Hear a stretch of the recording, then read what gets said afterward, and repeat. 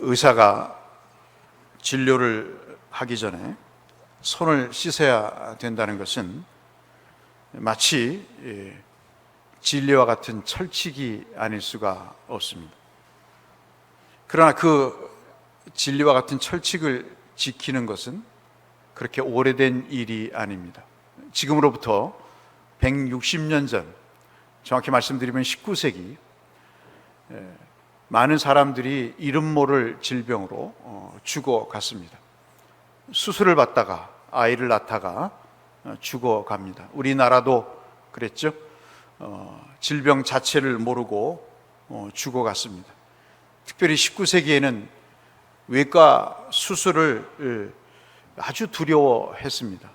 기술도 부족했지만 특별히 소독 개념이 없어서 이 감염 차단에 대한 의학적인 상식이나 체계가 없어서 수술을 받다가 감염이 돼서 합병증으로 또는 폐혈증으로 죽어가는 사람들이 많았습니다.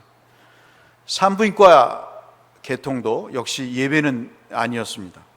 수술 후 여러분 많이 들어보셨겠습니다만 산옥열이라고 하는 산모가 아이를 낳다가 고혈로 죽게 되는 그런 질병을 이야기하는데, 이 산욕열에 의해서 산모가 죽어가는 그 근본적인 원인이 의사가 손을 씻지 않고 감염이 돼서 죽었다는 사실은 우리를 경악하게 하고 참 웃지 못할 일이 아닐 수가 없습니다. 19세기 헝가리 출신의 산부인과 의사 제멜 바이스라고 하는, 사전에 이 화면에 나오는 저분이 그 사실을 지적을 했습니다. 어떻게 의사가 손을 씻지 않고 진료를 하는가에 대한 이론을 제기를 했습니다. 지금으로 생각하면 말도 안 되는 이야기죠. 의사가 손을 씻지 않고 진료를 본다는 것은 참으로 우스운 일이 아닐 수가 없습니다. 의사들이 저 제멜 바이즈가 이야기하는 내용은 왜 해부를 하다가 감염된 환자의 신체를 만지다가 왜 다른 환자를 진료를 하는가에 대한 이의를 제기를 했던 것이죠. 이걸 우리가 이제 교차 감염이라고 이야기를 합니다. 이중 감염, 손이 또는 호흡기 등으로 감염이 되는, 지금도 아프리카 돼지열병에 대한 감염 경로를 모르고 있지 않습니까? 그런 상황처럼 이 내용들에 대해서 아주 무지했습니다. 오히려 19세기 때는 의사들이 사체를 만지거나 죽은 시체의 몸을 만지거나 다른 환자들의 몸을 만진 그 손이 아주 존귀하다고 여겼기 때문에 그 손을 씻을 필요가 없다고 생각을 했다고 합니다. 이 일로 인해서 산모가 고혈증에 걸려서 죽게 됩니다.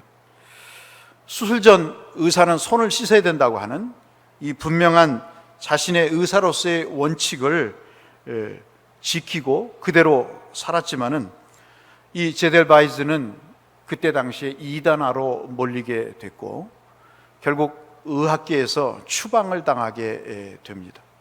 그리고 심지어는 가족들에게 버림을 받고 끝내는 정신병원에 입원해서 정신병원에서 생명을 마감하는 그러한 일을 겪게 됩니다.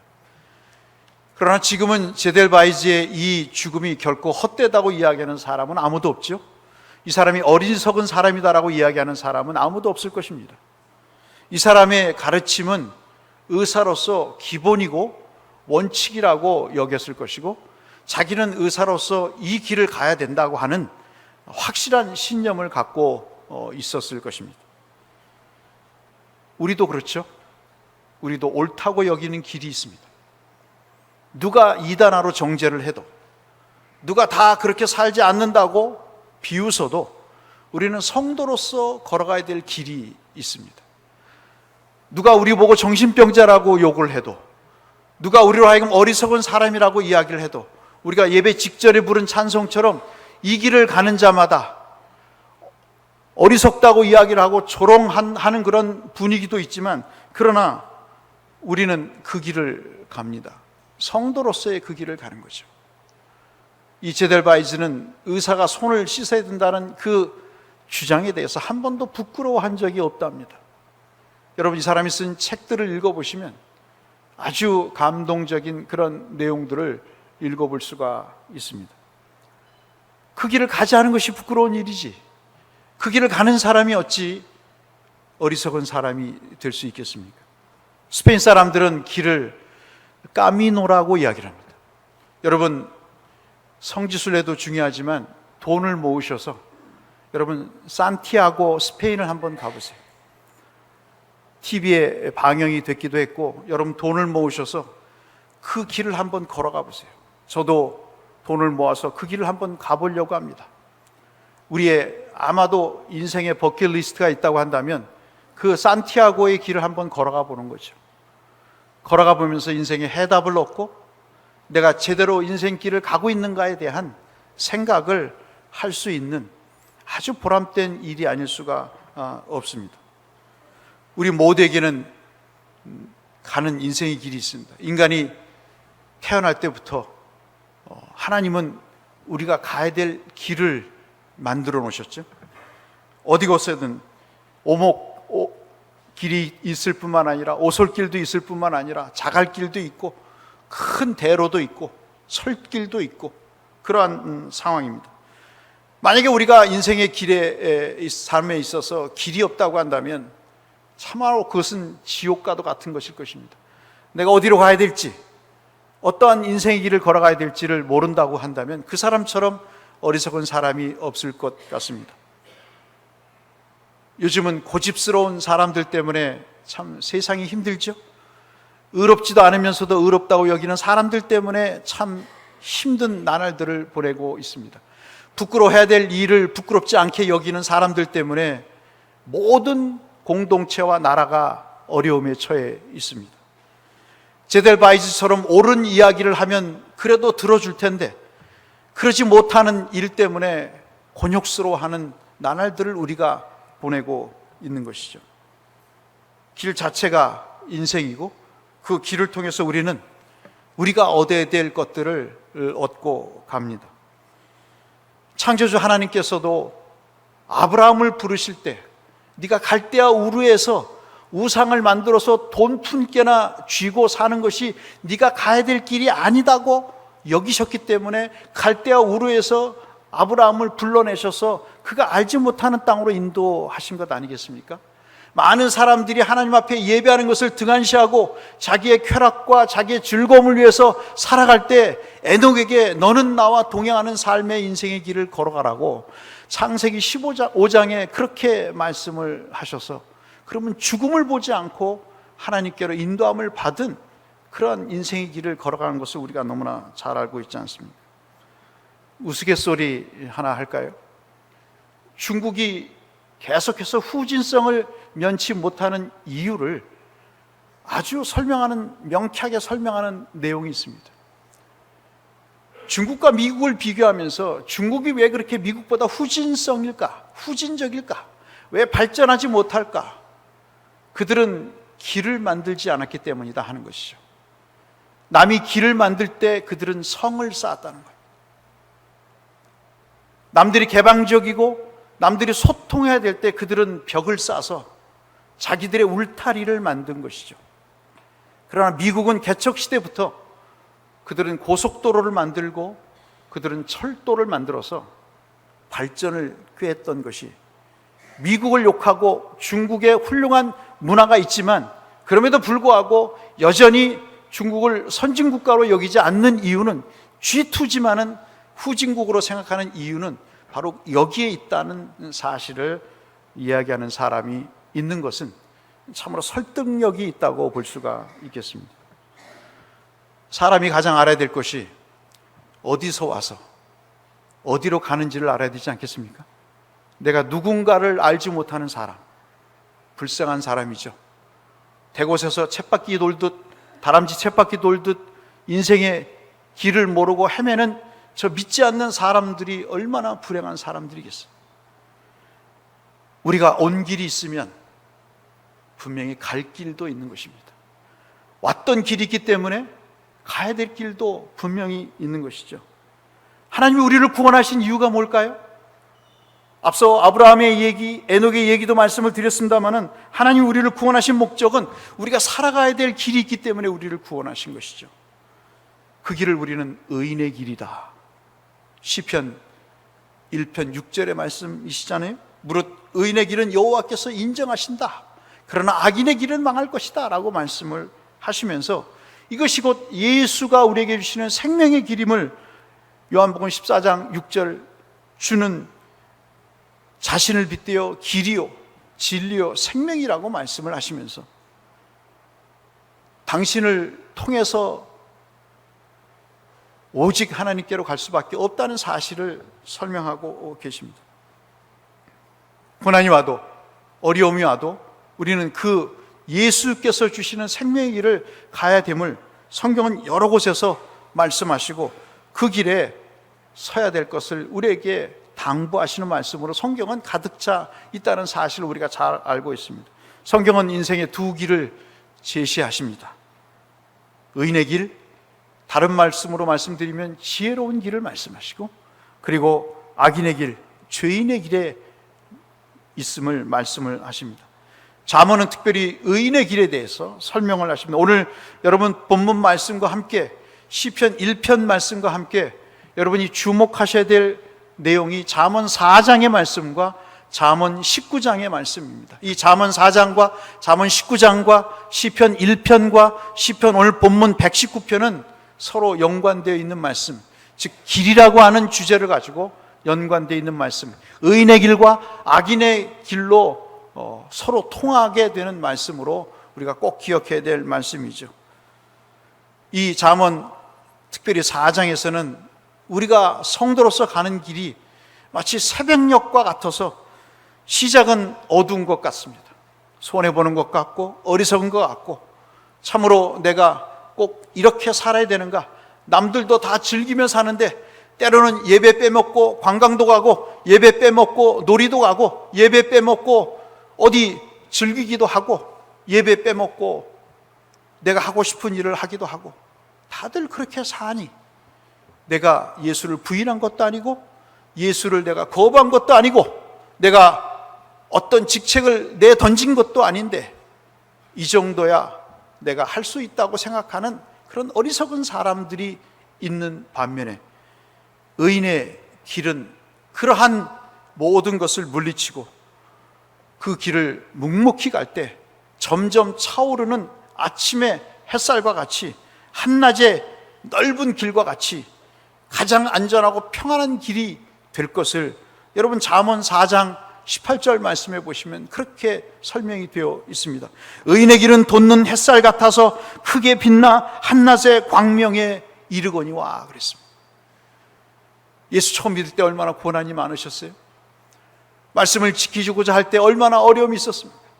누가 나를 굳이 핍박을 하지 않는다 할지라도 주일날 예배 드리는 게 너무나 힘들었고, 새벽기도 나오는 게 너무나 힘들었고, 주님 앞에 부르짖고 찬송한다는 게 너무나 어렵고 어색했던 그 삶에서 이제는 오후 예배도 드리고 새벽 기도에도 나오고 이제는 금요철에도 나와서 내가 성도로서 하나님 앞에 내 삶의 주인이 되신 그 주님 앞에, 왕이신 주님 앞에 내 인생을 맡겨야 되겠다고는 신앙적인 고백을 행동으로 나타나기도 하고 입술로도 나타나기도 하고 찬양으로도 고백하기도 하는 그런 삶의 경지까지 이르게 되고, 그러한 일이 반복될 때 어느 순간 내 삶에 내가 알지 못하는 그 시점에 그 내용에 하나님이 응답해 주시고 내 삶을 형통의 길로 이끌어 가시는 그 경험들을 우리가 하게 된다는 사실을 알게 되죠.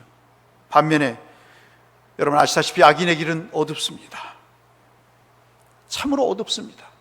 같은 잠언 4장 19절 말씀해 보시면 악인의 길은 어둠 같아서 그가 걸려 넘어져도 그것이 무엇인지 깨닫지 못한다 그랬습니다. 지금은 지혜로운 것 같아요. 지금은 요령이 있는 것 같아요. 지금은 이것도 저것도 양다리를 걸쳐서 하는 것이 지혜로운 것 같아요. 누가 아랴? 누가 하나님이 내 행동을 아랴? 교인들이 아무도 나를 비판할 수 없는 자리에 있는데 누가 나를 욕하랴? 그러나 어느 순간 그 어둠의 길을 가게 될 때 인생이 망가지는 것을 경험하게 됩니다. 어리석은 것은 금방 드러나게 돼 있어요. 어리석은 것은 넘어지게 돼 있습니다. 그래서 무엇이든지 깨닫지 못하고 그 일을 반복적으로 할 수밖에 없는 상황이죠. 무지하기 때문에 넘어지고 알지 못하기 때문에 발전이 없습니다.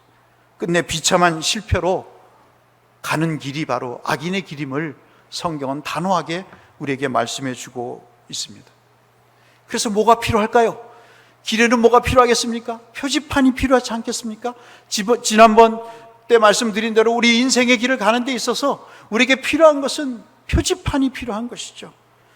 외국 생활을 하거나 외국 여행을 하시다 보면 제일 힘든 것 중에 하나가 뭐냐면 표지판입니다. 운전석이 우리는 왼쪽에 있는데 오른쪽에 있는 나라에 가면 운전하기가 너무나 힘듭니다. 이미 주행 차로가 다르지요. 그리고 우리는 마음대로 우회전할 수 있지만 외국 나가면 마음대로 우회전할 수 없습니다. 또는 좌회전할 수 없습니다. 반드시 신호가 있어야 되죠. 포스탑이라는 게 있습니다. 반드시 하나하나씩 서서 가야 됩니다. 우리는 그런 거 없죠. 라운드오버시라는 게 있습니다. 빙빙빙 돌아가는 게 한국에도 있지만 외국에는 철저하게 오른쪽 차가 우선이 돼야 된다고 하는 원칙이 있습니다. 먼저 온 차가 먼저 가야지 늦게 왔는데 먼저 가는 것은 위반이라는 원칙이 있는 것이죠. 그런 모든 표지판과 원칙들이 생소합니다. 그러나 잠시 살다 보면 그것도 내 삶의 한 일부가 되어서 그것에 익숙해지고 그것을 따르는 것이 오히려 더 편안한 느낌을 갖게 되죠. 저와 여러분이 그렇지 않습니까? 옛날에는 주일 한 번 드리는 것이 무슨 전쟁을 치르듯 주일에 오지만은 무슨 유혹이 없을 때는 그냥 오지만 무슨 건수가 있으면 예배를 빼먹기를 밥 먹듯이 하는 그런 때를 지나서 이제는 예배를 드리는 것이 참으로 복된 일이요, 예배를 드리지 않는 것이 내 마음에 부딪히는 그러한 경지까지 우리가 오게 되지 않습니까? 여러분, 잠언 계속해서 4장 21절로 22절에 보시면 이런 말씀이 있습니다. 그것을 내 눈에서 떠나게 하지 말며, 눈에서 떠나지 말 것이 있다는 것이죠. 내 마음속에 지키라 하는 말씀이 있습니다. 내 마음속에서 지켜야 될 것이 있다는 것입니다. 인생 길을 걸어가면서 나이가 30이 되고 40이 되고 50이 되고 60이 되고 70, 80, 90이 되면은 마음속에서 지켜야 될 것이 있고 눈에서 떼지 말아야 될 것이 있다는 것이죠. 그것이 뭐겠습니까? 생명의 길로 가는 것이죠. 그것을 얻는 자에게는 생명이 있고 그의 온 육체가 건강하게 된다고 이야기를 하고 있습니다. 의인의 길, 생명의 길, 주의 법도와 율례의 길을 갈 때 심지어 육신의 건강까지 지켜준다고 하는 것을 우리에게 말씀하고 있습니다. 부어라, 빨아라, 놀아라 하면서 망가지는 그 삶을 여러분 아시잖아요.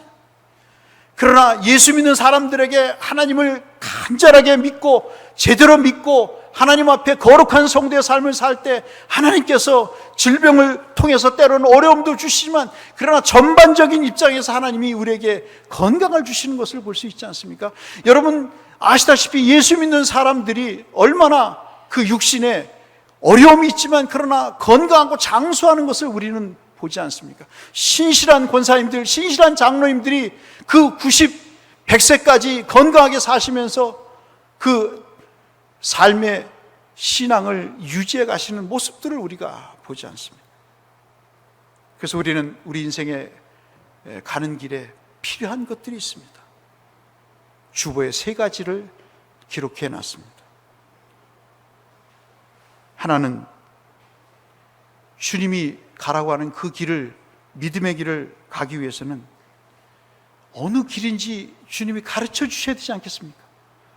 내가 가면서 이게 주의 길이다, 내 뜻을 얘기하면서 국민의 뜻이다, 많은 사람들이 이게 주의 뜻이다라고 얘기하지만 주님이 그러신다잖아요. 내가 언제 그런 적이 있느냐고, 언제 내가 그렇게 성경에 기록하고 너에게 이야기한 적이 있느냐고 하신다잖아요. 지난번 여론조사에 보니까 언제 국민의 뜻이 이런 거였냐고 여론조사에서 반박을 했던 경험들을 여러분 보셨을 것입니다. 한 번도 가보지 않은 길입니다. 그렇기 때문에 생소하죠.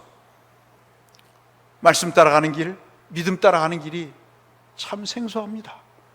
왜냐하면 한 번도 가본 적이 없기 때문에 그렇습니다. 지금까지 온 길은 그래도 알겠어요. 아, 이럴 때 실패하고 이럴 때 성공하는구나, 이럴 때 승리하고 이럴 때 좌절하는구나, 아, 말씀을 지키지 않을 때 내게 인생의 불행이 오는구나, 하나님의 말씀을 찰떡같이 믿을 때 하나님이 내게 이러한 형통의 복을 주시는구나, 온 길은 알아요. 그런데 앞서 말씀드린 대로 온 길이 있지만 갈 길이 더 많습니다.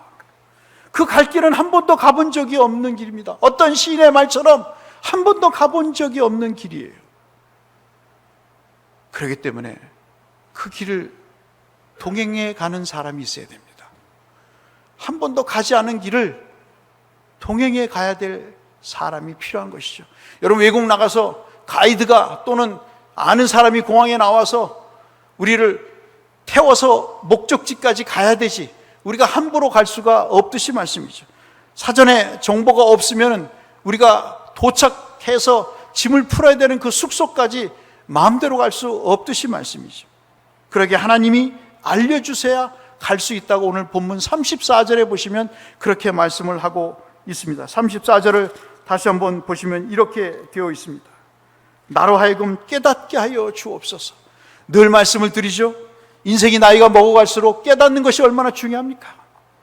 인생이 고집스러워지고 아집에 가득 차고 교만해지고, 지금 우리는 그 병폐를 보고 있습니다. 그 교만한 모습들을 보면서 많은 사람들이 힘들어하고 있지 않습니까? 그러나 사람이 나이를 먹어가면서 예수를 믿어가면서 하나님이 우리에게 주시는 가장 큰 복 중에 하나가 뭐냐면 깨닫게 하는 것이죠. 그것을 우리는 길을 가르쳐 주는 것으로 설명할 수가 있겠습니다.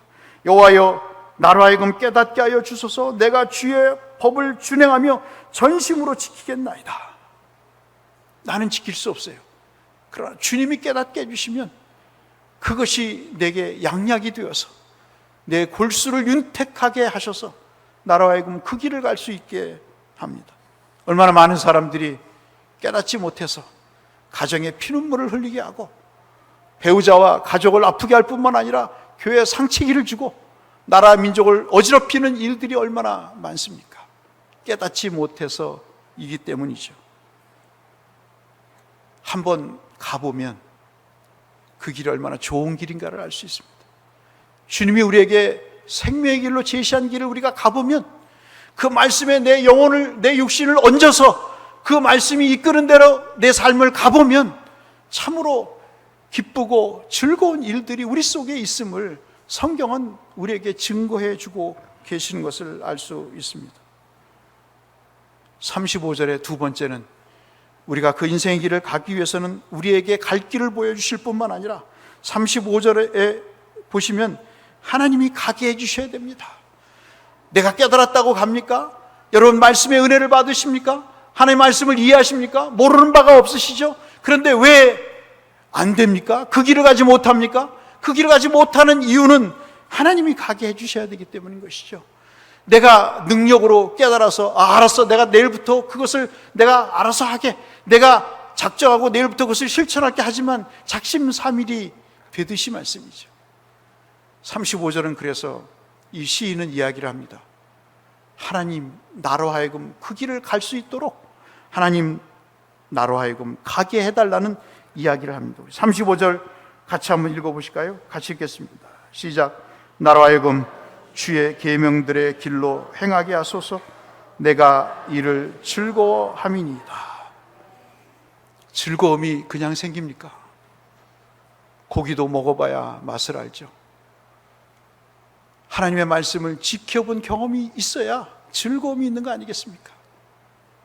30년을 믿어도 하나님의 말씀대로 살지 않고 내 뜻대로 산 사람은 믿음의 길을 간 것이 아닙니다. 하나님께서 그 가라고 하는 그 길에 박 장로님 기도하셨듯이 소금과 빛된 길을 가본 사람은 그 말씀이 달고 오묘하다는 사실을 알게 되는 것이죠. 수예배 때 말씀드렸다시피 유대인들이 성경책에 꿀을 발라놓는 것이 아니라 성경을 읽으면 꿀을 줍니다. 꿀을 줘서 그 꿀의 단맛이 말씀과 교차하면서 하나님의 말씀이 그렇게 달다는 것을 어려서부터 교훈시키게 되는 것이죠. 행할 수 있도록 은혜를 주셔야 됩니다. 길을 가게 하셔야 우리가 갈 수 있습니다.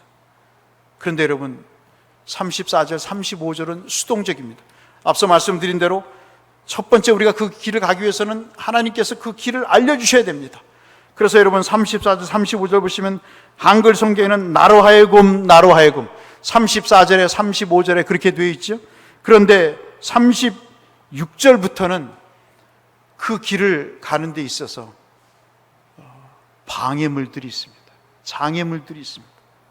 그게 뭐냐면 세 가지인 것이죠. 첫 번째는 36절의 탐욕입니다. 우리가 늘 기도하는 것은 뭘까요? 제가 장로님들하고 만나서 얘기할 때도 탐욕스럽지 않게 사는 것입니다. 구차하게 사는 것 아닙니다. 어떤 목사님이 그랬대잖아요. 네 돈 주냐? 그랬대잖아요. 명언입니다, 여러분. 그 양반은 그렇게 얘기할 수밖에 없는 거예요. 네 돈 주냐? 하나님이 주신 것인데 내 것이라고 여기기 때문에 불행해지는 거예요. 여러분, 인생을 잘 살다가 마지막에 탐욕 때문에 비참해지는 사람들을 여러분 보시잖아요. 정권이 뭐가 그렇게 좋길래 그것을 놓지 않기 위해서 20년, 30년 집권해야 된다는 그 일념하에 깨닫지 못하고 놓지 못하는 탐욕스러운 모습들을 곳곳에서 보지 않습니까? 그것은 부끄러움도, 그것은 수치도, 그것은 일만의 양심도 사람으로 하여금 없게 만드는 그런 일들을 만들어 버리고 마는 것이죠.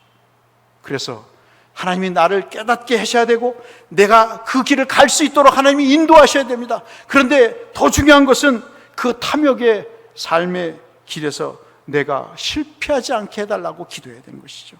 두 번째는 가치 없는 것, 험한 것, 37절에 허탄한 것에 마음을 두지 않기를 위해서 우리가 기도할 필요가 있다고 설명을 하는 것입니다. 그리고 여러분, 마지막 부분에 보시면 39절에 뭐라고 말씀합니까? 내가 두려워하는 비방을 내게서 떠나게 해달라고 이야기를 합니다. 앞서 말씀드린 대로 예수 믿는 사람들을 조롱하잖아요. 아마도 기독교가 욕을 먹는 전 세계 나라 가운데 개독교라고 이야기하는 나라는 유일한, 세계에서 대한민국이 유일할 것입니다. 말을 막 하잖아요. 나이가 먹었든 나이가 먹지 않았든 막 하지 않습니까? 대통령이든 누구든 말을 막 합니다. 한국의 1년의 예산에 버금가는, 복지 예산에 버금가는 돈을 한국 기독교가 쓰고 있음에도 불구하고 북한을 위해서, 중국의 동포들을 위해서, 세계에 흩어진 난민들을 위해서 수많은 사람들이 재해가 닥쳤을 때 기독교가 달려가서 그렇게 구호를 하고 그렇게 봉사를 해도 대한민국에서 기독교는 개독교가 되어버렸습니다. 그들은 비방할 수밖에 없는 거죠. 왜냐하면 앞서 말씀드린 제멜 바이즈처럼 손을 씻지 않는 것이 오히려 명예스럽다고 160전에 생각해서 의사가 손을 씻고 진료를 받아야 된다는 것이 어리석은 이야기로 들렸듯이 말이죠. 우리는 비방을 받을 수밖에 없습니다. 그들과 우리가 가는 길이 다르기 때문인 것이죠. 만약에 우리의 인생에 비방을 받지 않고 대구 사람들이, 거물대리 사람들이 우리를 칭찬하고 우리를 나쁜 일에 동조하고 우리를 오히려 더 옹호한다면 우리에게 문제가 있는 것이죠. 이러한 유혹과 이러한 어려움에서, 이런 탐욕과 허탄한 것에서 우리를 지켜달라고 이야기를 합니다. 여러분, 잠언 28장 6절 7절에 가난하여도 성실히 행하는 자는 부유하면서 굽게 행하는 자보다 나으니라고 말씀하고 있습니다. 율법을 지키는 자는 지혜로운 아들이요, 음식을 탐하는 자, 탐욕에 사로잡힌 자는 아비를 욕되게 하는 자라고 이야기를 하고 있습니다. 아마도 한국 사회가 먹는 것에 혈안이 되어 있는 것은 그나마 먹는 것에 희망을 찾아보자는 궁여지책의 면도 있겠습니다마는, 그러나 참으로 이 세상이 탐욕과 정욕으로 빠지고 있다는 하나의 징조일 수도 있다는 데서 우리에게 씁스러움을 금할 길 없는 것이죠. 여러분, 욕심을 버릴 때 인생은 순조로워지는 것 같습니다. 욕심을 버릴 때 마지막 인생이 아름다운 것 같습니다. 또한 눈에 보이는 그 안목의 정욕, 이것은 우리로 하여금 참으로 가야 될 길을 가지 못하게 만드는 일을 만들고 맙니다. 원수의 비방은 우리에게 위협이 되지만, 그러나 그것은 오히려 우리를 다시 한번 점검하게 하는 체크리스트가 돼서 오히려 우리로 하여금 더 건실하고 성실하게 신실하게 주를 믿는 그 길을 가게 되는, 오히려 교사의 역할을 한다는 면에서 우리에게 필요한 것이라고 볼 수 있겠죠. 그래서 여러분, 시편 89편 50절 51절에 시인은 일찍 그렇게 얘기했습니다. 주는 주의 종들이 받는 비방을 기억하소서. 많은 민족의 비방이 내 품에 있사오니, 예나 지금이나 주를 믿는 자들은 비방했습니다. 여호와여, 이 비방은 주의 원수들이 주의 기름 부음 받은 자의 행동을 비방한 것이로소이다. 우리는 모두가 다 성령의 기름 부음을 받은 주의 종들이죠. 그 비방이 우리 품에 있습니다. 지금도 얘도 우리에게 지금 행동에 비방을 하고 있습니다. 그것이 시편이 우리에게 주는 교훈이요, 우리가 살면서 겪는 경험이죠. 그래서 마지막 세 번째, 우리의 인생에 가는 길에 필요한 것이 있는데, 그것은 그 인생의 길에서 주의 말씀을 이루어 달라고 하는 것입니다. 38절에 보시면 세우소서라는 말이 있습니다. 무너지면 안 되죠. 마지막 인생길에 무너지면 안 됩니다. 악착같이 그것을 놓고 우리가 지금 기도하는 것 아니겠습니까? 더러운 것에 빠지지 않도록 기도하는 것이죠. 그 세우소서는 성취하소서라는 말로 바꿀 수가 있습니다. 하나님만을 경외하는 삶이 그 삶을 성취해 갈 수 있다고 오늘 설명을 하고 있습니다. 오늘 본문은 그래서 우리가 가야 될 길에 대한 교훈을 주고 있는 말씀이죠. 시간을 들여서 주님의 말씀에 귀를 기울여야 됩니다. 우리의 체면, 우리의 자존심, 돈이나 지식이나 권력이나 복수심에, 특별히 자녀의 목숨을 걸고 그것을 붙잡아서 살 때 공허해 질 수밖에 없습니다. 걸어가야 할 만한 길이 무엇인지, 그 길이 어떤 길인지, 어디로 가야 하는지를 알기 위해서 우리는 하나님의 말씀을 붙들어야 됩니다. 그래서 여러분 잘 아시는 대로 제가 이 말씀을 설명을 드렸잖아요. 시편 119편 105절의 말씀, 주의 말씀은 내 발의 등이요 가까운 곳을 비치는 것이요 주님의 말씀은 내 길에 비치니이다. 먼 길을 멀게 내다보게 해주는 하나의 해안임을, 우리에게 지혜임을 말씀해 준다고 설명을 드렸습니다. 같은 시편 119편 50절에는 이 말씀은 나의 고난 중에 위로가 된다고 말씀하고 있습니다. 주의 말씀이 나를 살리셨기 때문이라고 말씀하고 있습니다. 우리가 예수를 믿으면서 말씀을 한 구절 읽고 위로를 받아야 되지 않겠습니까? 우리가 예수를 믿으면서 그 말씀이 나를 고쳤다고, 이 말씀 때문에 내 영혼이 살아나고 내 가족이 새로운 기쁨을 얻고 즐거움을 얻었다는 그런 환희를 한번 느껴봐야 되지 않겠습니까, 여러분? 설교를 들으면서 오늘의 말씀은 내가 참으로 어떤 말씀보다 기억에 나는 말씀, 내 이 말씀을 듣기 위해서 다음 주도 내가 말씀을 사모하는 마음으로 이 자리를 지켜야 되겠다고 다짐하는 경험이 우리의 삶 가운데 있어야 되지 않겠습니까, 여러분? 그것이 예수 믿는 사람 아니겠어요? 말씀의 은혜를 받기 위해서 시간을, 조건을 마다하지 않고 장소를 마다하지 않고 달려오는, 여러분 우리 대곡교회 처음 등록하신 분이 어제 가게를 갔더니 안 오셨어요. 어디 가시냐 그랬더니 그 남편 되시는 분이 치료를 받고 계시다고 그러더라고요. 그러면서 하시는 말씀이 마지막 말씀 끝에 제가 은혜를 받았어요. 내일 주일을 지키기 위해서 오늘을 주신답니다. 등록카드에 잉크가 안 마르신 분이 그런 말씀을 하세요. 그러니 목사가 목회할 맛 나잖아요. 예? 목사가 목회할 맛 나지 않겠습니까? 그분들은 인생의 길이 무언가를 아시는 분들이에요. 사랑하는 성도 여러분, 말씀이 육신이 되어 이 땅에 오셨습니다. 우리는 지금 너무 허망한 것을 쫓고 있지 않습니까? 저는 어떤 일로 인해서 참 괴로운 나날들을 보내고 있습니다. 참 괴로운 나날들을 보내고 있어요. 저를 많이 돌아보게 만드는 시기를 보내고 있습니다. 저 사람보다 더한 구석이 많은데, 나보다 훨씬 경건한 사람이었었는데, 나보다 훨씬 믿음이 좋은 사람이었었는데 저렇게 됐을까? 그러니 그 일을 보면서 나는 더 할 것이다 라는 생각을 가질 수밖에 없어서 괴롭습니다. 더 나이가 먹고 취해지지 않을까 걱정스럽습니다. 그래서 이 말씀이 저에게는 더 애착이 가는 말씀입니다. 내가 제대로 가고 있는가에 대한 나를 점검하는 말씀이기도 해서 이 말씀을 여러분과 함께 나누기를 원하는 것이죠. 허망한 것을 붙잡고 살 때 지금처럼 극심한 혼란이 있습니다. 남이 알아주지 않는 그런 일로 인해서 자신만이 고집을 피우는 그런 일로 우리는 인생이 너무나 혼란스럽고 고통스럽고 자신뿐만 아니라 모든 사람들을 아프게 만드는 그런 일을 겪고 있습니다. 그래서 이사야 26장 5절로 7절에 높은 데 거주하는 자를 낮추시며 솟은 성을 헐어 땅에 엎으시되 진토에 미치게 하셨도다.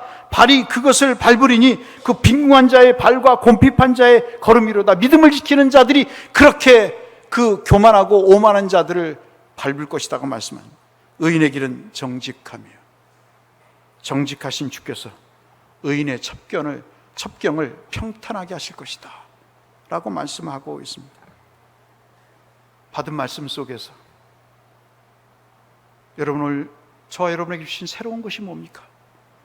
지금까지 읽은 말씀 중에 주님이 우리에게 새롭게 주신 것이 무엇입니까? 받은 말씀 중에서 내 마음을 터치해서 감동을 주신 말씀이 어디 있습니까? 받은 말씀 중에서 내 삶에 적용하고 실천했을 때 복되게 나를 변화시키신 내용들이 어떤 것이 있습니까? 받은 말씀 중에 내가 한 주간 이 말씀 붙잡고 살아가야 되겠다고, 내가 이 말씀의 길에 내 인생을 걸음을 걸어가야 되겠다고 다짐하시는 말씀들이 어떤 말씀들이 있습니까? 여러분, 목사로서 처음 권해드립니다. 더 눈이 침침해지기 전에, 더 손이 떨리기 전에, 더 기억력이 사라지기 전에 여러분 권해드립니다. 문방구에 가셔서 자그마한 수첩을 하나 만드세요. 사셔서 말씀 노트를 하나 만드세요. 그래서 설교를 들으실 때, 사람과 대화를 나누실 때, 성경을 묵상하실 때, 기도하실 때 하나님이 주신 은혜가 있으면 적어보세요. 적으셔서 그것을 일주일 동안 갖고 다니시면서 하나님 앞에 결심을 하시고 한번 실천해 보세요. 우리의 삶에 새로운 변화가 있을 것입니다. 그 길을 가는 자에게 하나님은 형통과 평탄의 복을 약속하셨습니다.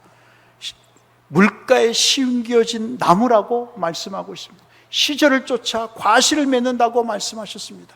요동치 않는다고 말씀하셨습니다. 누구도 범접할 수 없다고 약속을 하고 계십니다. 우리 인생의 길에 온 길이 있습니다. 갈 길은 아직도 멉니다. 사랑하는 성도 여러분, 하나님께서 가르쳐 주시기를 위해서, 하나님께서 그 길을 가게 하시기 위해서, 그리고 그 모든 장애를 물리치고 모든 비방에도 모든 어려움에도 견뎌내서 그 하나님이 나를 성취해 주시는 그 길을 우리 모두가 가셔서 구원에 이르는, 생명에 이르는 삶을 영위해 가시는 우리 모든 성도님들 되시기를 주님의 이름으로 축복합니다.